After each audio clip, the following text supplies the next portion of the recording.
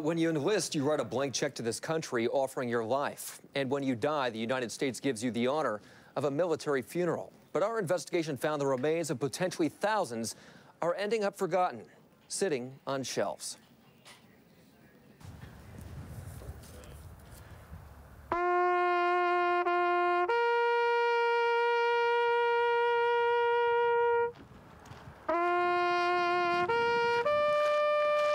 The military burial.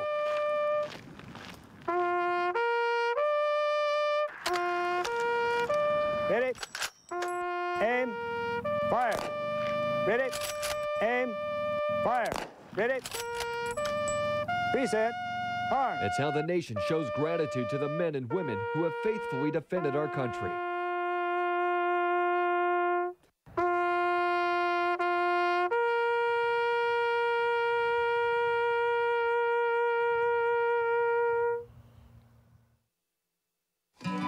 Don't worry about it. I'll get them up there.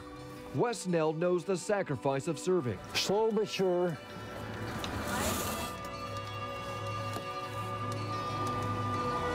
You see, I have a little shaky, but I get it up there. The 85-year-old fought in World War II. So did his roommate and close friend of 31 years, Norman Robert Chester. Wes knew him as Bob. Best friends. Best friends. He was the brother I didn't have. They met years after the war. Wes served in the South Pacific, Bob in Germany, where he rescued people from concentration camps. I appreciate going and fighting for my country, and he did too, because we were at war. A sentiment shared by the World War II generation, a generation fading by the day. In June, Wes's buddy Bob became one of those voices silenced. He died at the age of 83. But he's at rest. But Wes can't rest until his friend is given the proper burial. Bob did not have a family, no close relatives to bury him. And this World War II veteran's cremated remains have sat on a shelf in the coroner's office for 4 months since his death. Wes wanted to bury him, but was told no, because he's not family. Because you are not related or do not have power of attorney, you will not be told.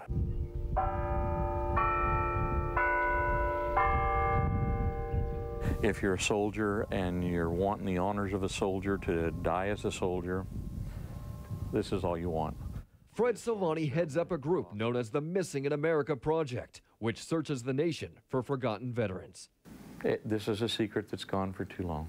A Vietnam vet himself, he estimates the cremated remains of at least 15,000 veterans just like Bob Chester have long been forgotten or overlooked. Many, many people have known about this. But it's like anything that's a skeleton in the closet. Who's going to bring it out?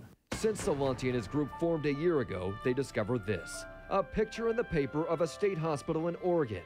It's a warehouse filled with 3,500 canisters of ashes. The Missing in America Project believes 1,000 of these canisters belong to America's war veterans, dating back to the 1890s. These are our people that wrote a blank check for their life and said, government, we're going to die for you. How do we respect them? It's not by leaving them on a shelf. Solani believes the ashes, forgotten or ignored by their families, are spread all across this country, from state hospitals to funeral homes. The Missing in America Project has spent the past year knocking on the doors of funeral homes, asking to be let in to identify these veterans so they can be properly buried here at a veteran cemetery. It's a challenging task considering not all of the nation's 45,000 funeral homes are willingly opening their doors, showing what's in their back rooms.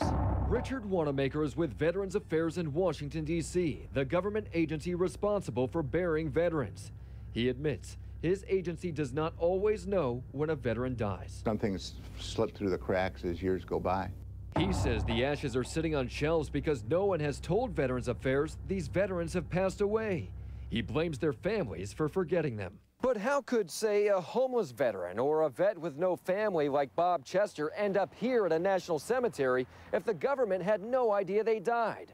We have learned there are no laws requiring a coroner or a funeral director to verify if someone ever served in the military. So if no one is really checking and there is no family, these ashes of the forgotten soldiers can end up sitting on shelves. We couldn't let that happen to Bob Chester, so we started working the phones, first calling the coroner's office, then Veterans Affairs, where we finally got the results Bob's friends have waited months to hear. This situation occurred is deplorable, but on behalf of a grateful nation, thank you for his service. This afternoon, we celebrate the life of Sergeant Norman R. Chester. Veterans Affairs then gave Bob the burial he deserved and wanted. We will mourn his loss. We will remember his life. We will honor his service. Buried at the National Cemetery in Dixon. Even though I walk through the valley of the shadow of death. In front of Wes, his friends, and members of the Missing in America Project. Harder! Present! Out!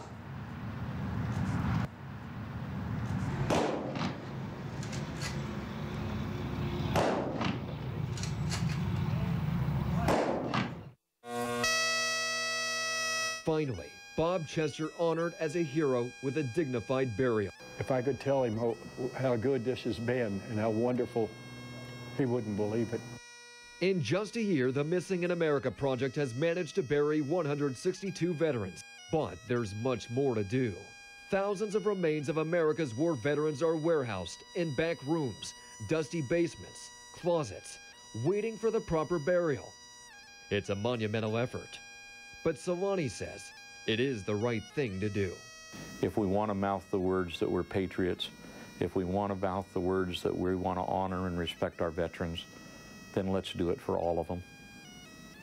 The ones on a shelf as well as the current ones.